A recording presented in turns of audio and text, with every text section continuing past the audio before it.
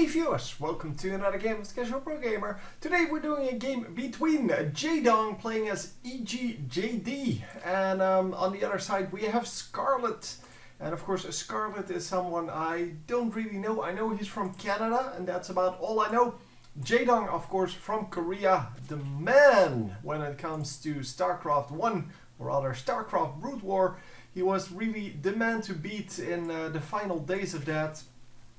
Well, I guess the final days have not really been reached yet, but before StarCraft 2 came out, StarCraft Brood War was where it's at, and yeah, he was the master. After, of course, having several masters before him, but they grew too old or had to go to the army, which is normally where careers went to die. And yeah, here he's back in StarCraft 2, just like many of the other StarCraft Brood War players. So even the older ones, they tend to try to pick up this game because it doesn't require the huge amount of APM that the old one did, and yeah, they're performing really well. So for now we see that both players are going for a spawning pool first. This is a smaller map than we normally see, and wow, 12 out of 10 here. That is some real micro right there. So he really wanted to get as many workers out as he possibly could.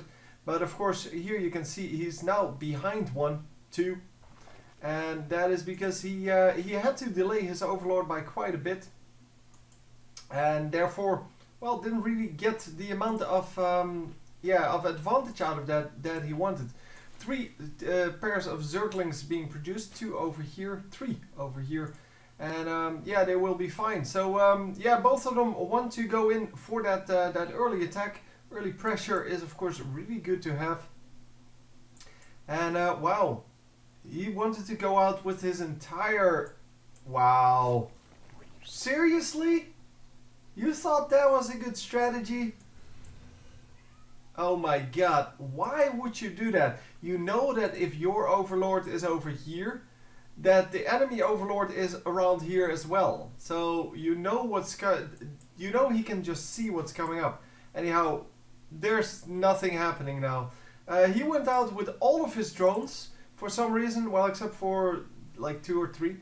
But yeah, didn't really get anything out of that, of course, because, well, it got spotted straight away and he had to run back. But I don't understand. I truly don't understand what he was trying to do there. Now he's going to lose all of his Zerglings.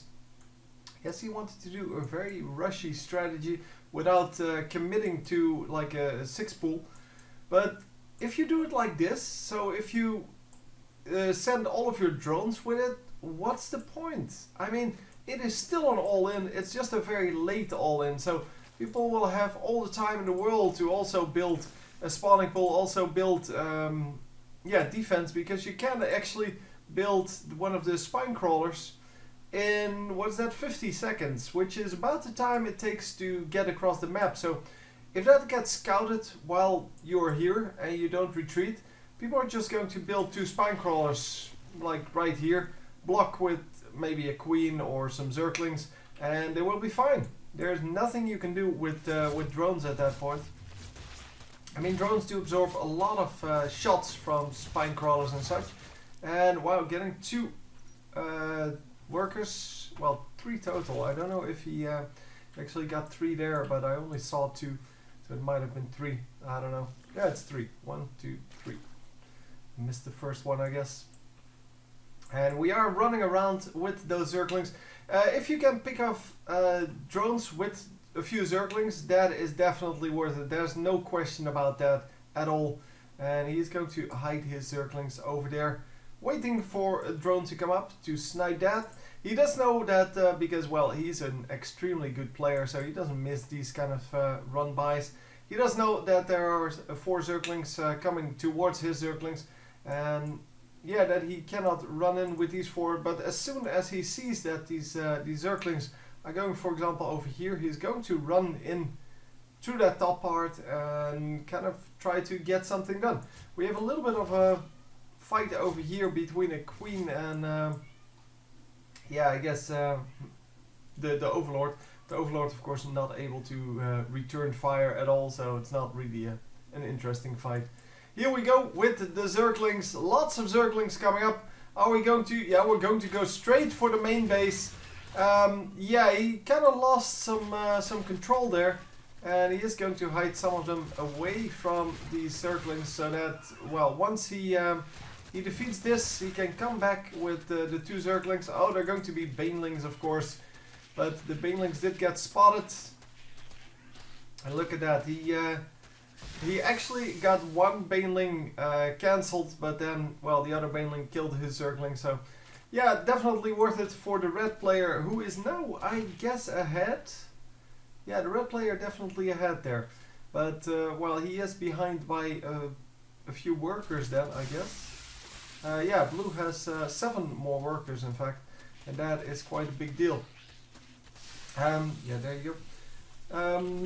Yeah, 5 workers killed total, so he did kill 2 more, and look at that, all of the Banelings go down. So we still have Zerglings out on the field, and yeah, Banelings and Zerglings, yeah, that's a really good early game strategy, but as soon as someone switches to Roaches, you're kind of screwed with your Banelings, because Banelings don't really do anything against that.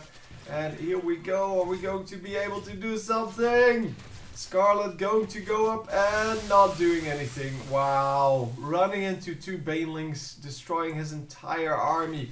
So there you go, 1600 gold or minerals lost now. Minerals mostly, some gas of course, against the 1400, and that is that's a pretty big deal.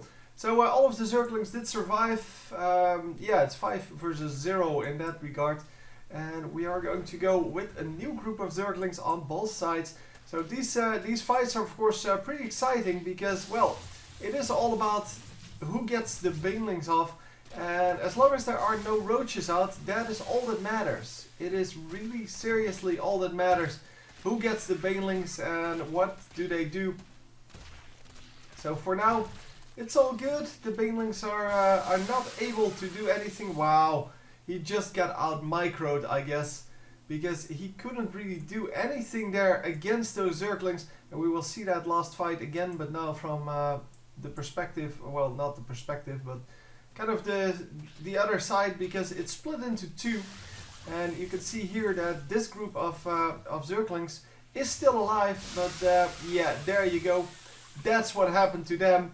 And so the two drones over there are not going to be able to do anything. And look at that control, he just splits everything all the way, 2 of them over here and the rest was over here. And yeah, that is just the extreme micro that we saw in StarCraft Brood War. And I guess the Zerglings and Banelings are still, well, a big fan of those high APMs. And let's take the APM tab. Hang on, I don't know which one it is. There you go. Both of them at 220 something. Pretty close, but it is not the 400 that we see, of course, in the late game. So this required like 350, 400 APM. The split that he made, where virtually every Zergling was split in a different direction, yeah, that requires a lot of skill. And of course, he kept on producing. He just had more drones and more income, and yeah, overall, just no way for a red player here to win. Anyway, this is a best of 5, so we have at least 3 games to watch, and hopefully 5.